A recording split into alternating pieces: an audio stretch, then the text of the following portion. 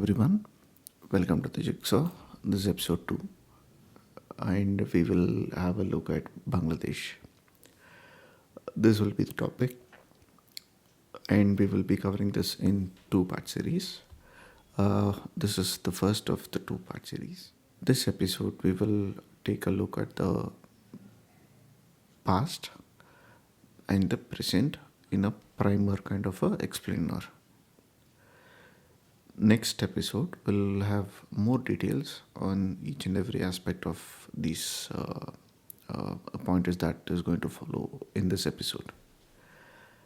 Now let's go into the episode. Welcome again. So, the content will be like a brief history and why Bangladesh, what is this value, why Bangladesh is being targeted, Pakistan and the idea of Pakistan, path towards radicalization, illegitimate regime of Jamaat, or rather Yunus, regional implications and future. The first four parts we will cover it now, and the rest two parts will have to drill it a bit deeper. So we'll take it later. Now, brief history of Pakistan or the idea of Pakistan. Okay, so the first one will be brief history of Bangladesh. Uh, Basically, Bangladesh was born out of an idea of Pakistan. Basically, Bangladesh has been part of Pakistan and through unnatural means, so to speak, because there is nothing scientific about it. There is no, there were like completely different two countries altogether, and there was no unitary system in unitary ethnicity or there is nothing common basically between Bangladesh and Pakistan. So the East and West Pakistan had been in a collision course since 1940s itself, and ever since the partition happened, it has been said many times that it's quite unscientific and the boundaries are very unartificial. Very artificial, and it's basically an idea to divide the civilization based on imaginary perceptions and not on culture, because the culture of the then East Pakistan is completely different.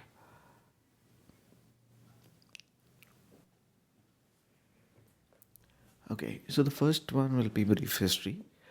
When I say brief history of Bangladesh, it actually means the brief history of the idea of Pakistan, which is currently like very unscientific. The division itself, I would say, imaginary, and there's nothing common between the two.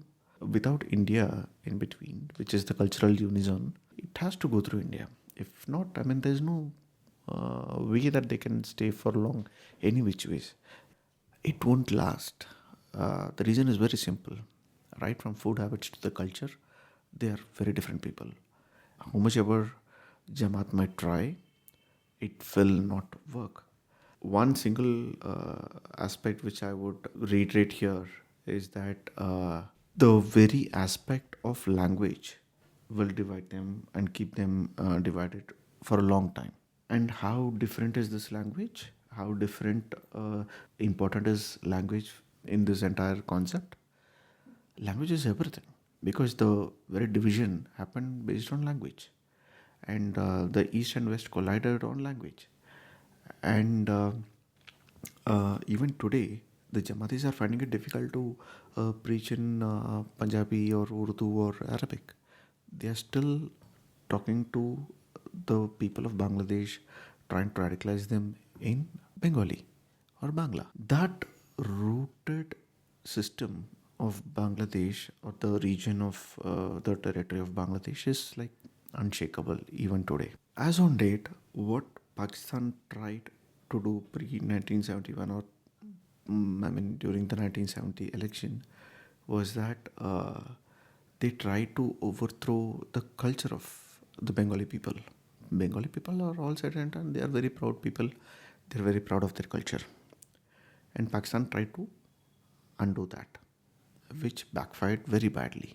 Had it been not on the cultural aspect, if it's on the religion aspect, maybe we might not have had a Bangladesh. It would have still been East Pakistan. But again, how long would that survive? It's a bit difficult because the culture of Bengali people is totally incompatible without India as a union to go along with Pakistan. India can live with Pakistan. Bangladesh cannot live with Pakistan, and that's why they came out. The other aspect is also on the equality part. See, you try to portray Punjabi culture as something that descended from heaven, and Bengali people are lower mortals or lesser mortals. It's not going to go down well. The same thing which Pakistan is doing even today with Balochistan, Sindh, and with Pashtuns in Khyber Pakhtunkhwa. Now the thing is, Pakistan didn't learn a lesson, whereas Bangladesh did. So yeah, I mean, like as I said, like language too played a very key role in the differences. It just acted as a catalyst. India should be scared when the Jamaat preaches to Bangladesh people in Urdu or Arabic. Until then, Bangladesh can be recovered and brought back to the mainstream. See, all these things led to, including the seats and the politics of 1970, 1670 elections. All this led to a vertical split, and this mainly like not just the language part, but also the politics part played because Awami, Mujibur Rahman actually won more seats than the entire in the entire Pakistan Assembly, in the Pakistan Parliament. So they wanted to have him as a prime minister. Ultimately, it's a game of chair, but then it worked good for Bangladesh. So, and that's how Bangladesh happened. Now, why Bangladesh? See, Bangladesh, the region in Bengal, undivided Bengal, and the divided Bengal, East Bengal, West Bengal, that region played a very critical role in World War One and Two, and you can still see the Stillwell Road, which was, made during the Great Wars, and to bypass the hump. Hump is somewhere in the hilly areas of Nagaland, Manipur, and Arunachal. And you can go to use the Stillwell Road to go into Myanmar and then further into China. And US and Britain were the main users. US, used the airspace mostly, and UK was using that road to control China. Back then, it was not China; it was actually parts of Tibet as well. And the other reason is that of late there has been discovery of oil and natural gas deposits in the Grand Delta of Ganga, Brahmaputra, and the Sundarbans. So, though it's not confirmed as yet and quantified, but as they say, wherever oil is discovered, democracy follows. Even though you have a democracy, a new version of democracy installed. So that aside, there is also one other aspect which it's more like continuing to the first point, the strategic importance. See, in history, in the recent history, post 1945 history, there are only two perfect wars. One, Vietnam, other, Bangladesh. Both of these had very good lessons for the best because of some sorts. Imagine today if NATO is getting defeated in Ukraine, or for that matter, in future in Greenland by the US or some other country. Something similar happened. in both Bangladesh and Vietnam. See, when SEATO was formed, SEATO as an Southeast Asian Treaty Organization was formed, that was used to defend the French in Indochina, French Indochina, and the Vietnam War had US as a opponent of the Vietnamese. Now the problem is, what started with Vietnam ended with Bangladesh. Let me say how. Seattle was used to get into a war by US against the Vietnam army. Bangladesh, East Pakistan, they didn't enter the war directly because they just burnt their hands. So they waited in the ocean, like, and the Russians were behind them in aircraft carriers. But US literally didn't get into that war because they know what will follow. I leave it at that.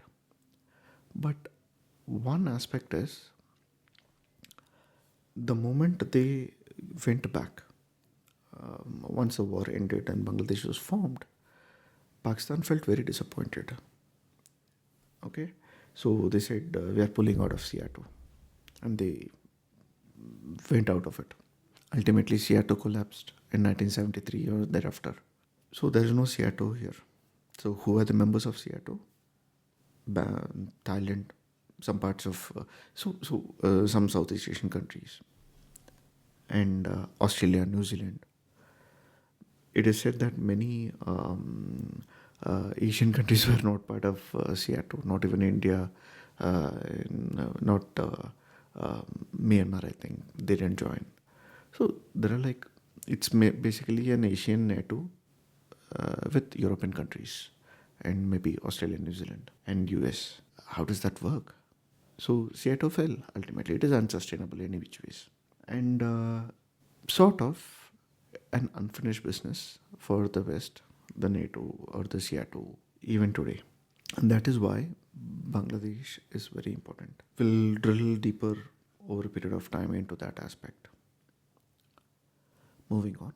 So again, like, why Bangladesh? I mean, like, it didn't happen. They didn't get adequate support, and the final nail on Seattle coffin. Yeah, so they had more members outside of Southeast Asia as members of Seattle. Moving on. So the idea of Pakistan. What is the idea of Pakistan? Broadly, three areas: control land in India, India as in the Indian subcontinent, wage a population jihad, stop Hindu culture, in any order that you want to see. Okay, so let's first look at the wage population jihad. Okay, so reduce the population of non-Muslims is a key area for radicalized Islamist ideology. So this is done at a micro and macro step. So once they reach a critical mass of 30%, they have to have that 30%. That's a bare minimum for them to survive. And the 30% is reached by hook or crook. And when I mean hook or crook, I mean it. It is done that way.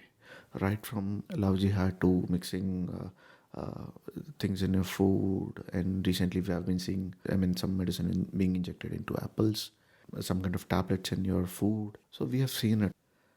The second one is to replace ancient civilizational culture and practices through practices imported from Wahhabi and Salafi schools of thoughts in West Asia. See, what is happening is today, Bangladesh, it might be thought, okay, it's a Muslim majority country. Yes, it is.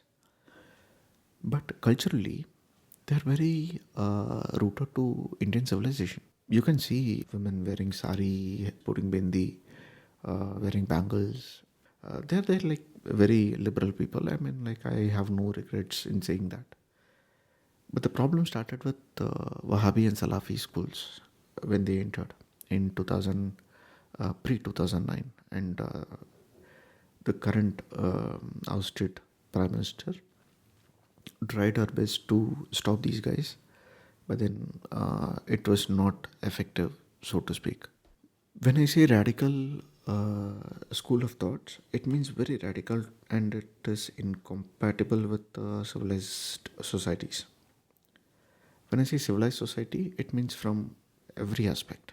I mean, right from your dress, your language, your food, your general tolerance levels, everything. Now the radicals are not able to, even today, successful in changing that. Since 1940s, 1970s, it speeded up. 2009, until 2009, they tried their best again. But then after 2009, they are still not able to reach that area, that critical mass, the one which I was telling you about. So, what do they do? They push Hindus and other minorities out of their daily, their bread and butter, out of the jobs, placing radical people at the top, at the helm of affairs, both in the machinery and the executive. And bang, Yunus comes. And who is Yunus? Yunus is part of the a university which was started when Seattle was in force. If someone believes that Yunus is not a radical, good luck to them. He is one. He is a rabid radical, and I would want him to be, tried for crimes against humanity at the earliest. Now, control of land in India. Now, again, like why Bangladesh? The control of land is one thing, but then how you do it? Like, you have a Bangladeshi government. It is pro Pakistan, pro idea of Pakistan. Now, what next? See, the problem is you can't have a Bangladesh with an Indian culture. That means that land is still not culturally converted. They have converted over religion, but culturally they're still Indian. It's like you put a fixed deposit, but the interest is going to someone else. Bangladesh is one such case. Pakistan got as a fixed deposit, they have radicalized.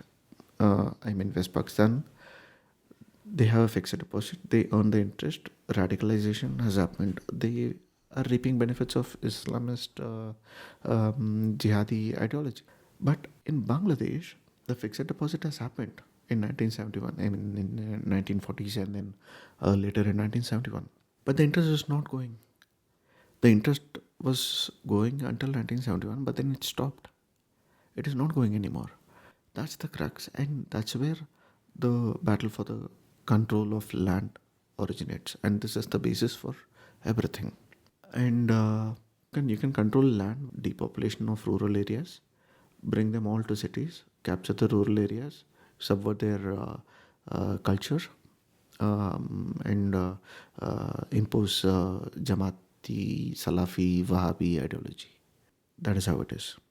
Now, the path towards radicalization. You can broadly divide into four areas. Pre 1971, we as India lost people, and the failure of two nation theory started pre 1971. And see, a unitary state, as I mentioned, the difference between Bangladesh and Pakistan is Bangladesh is able to survive as one entity, but then Bangladesh moved out. It's geographically distant, that's one. But problem is, Bangladesh is one entity and far too big for Pakistan, West Pakistan to control over, to have control over. And they have too many seats in parliament. Logically, it had to be there. More people, more food, more economy, more richer than West Pakistan. West Pakistan had nothing. Now, the radicals were not able to drill further because of these reasons, pre 1971. If it had to happen, the radicalization had to happen, had the radicals been successful in drilling the ideology pre 1971, had Sheikh Mujibur Rahman had not happened for West Pakistan, Bangladesh would have been still part of Pakistan. And they have not been able to drill that further because the culture was strong. Culture was Indian. That's why they lost. Now, the 1971 to 2009 period was, regardless of which party was in power, radicals still failed because the cultural links were so strong that it survived till 2009. And with nobody to support, India was the only country to support them beyond their expectations, and the crimes of 1971 had not subsided. The anger over crime of 1971 had not subsided. They could not even think of doing it for the next 20 years. Hence, 1971 to 2009 was still a calm period, relatively. Post 2009, the economy went upward spiral, and like I said, the radicals were kept away from power corridors. So, but the problem here is people started moving towards Dhaka and urban centers. So, whenever uh, people move towards an urban center, radicalization starts to take its roots once again in rural areas, and it always exactly the same way since centuries. People move towards urban areas, radicalization starts in rural, and the population in the urban areas loses its roots. Then the radicalization starts to creep into urban centers as well. It's always that way. Same thing happened in post 2009 till 2024 August. Now, here, I would not blame any party for that matter because both parties were not able to do much during this period as well. And though Awami League tried to keep away the radicals, but like I said, the urban centers will also be breached. And the first step to breach the urban center is to go to the second best party, second strong party, get into it, radicalize them, and then move your further your agenda. Same thing happened. Radicalize BNP. Look at the state of BNP today. 20 years down the line, 20 years back, the statements that are being uttered today by BNP were unthinkable by the then BNP. So, I mean, I can't think of its founder Ziaur Rahman talking ill of Bangabandhu. But today, BNP leaders at some point are realizing that okay, there is a line that needs to be drawn, and Jamaat has taken BNP also for a ride, and they are drawing the line. Bangabandhu is a settled issue; they can't go there, and that's where the problem starts. They took BNP for a ride and tried to radicalize them. Now, August 2024, 5th August 2024, bang. An elected Sheikh Hasina is overthrown. Now, that elected PM is still the PM and she has not resigned. She will come back. Now, August 5, 2024 happens and elected Sheikh Hasina is overthrown. And BNP, all said and done, it might have political differences, but then um, over the last 2 weeks, they have also drawn a line saying Bangabandhu is a settled issue and we are not going to play with the ball with Jamaat. So that brings us to the end of this particular episode.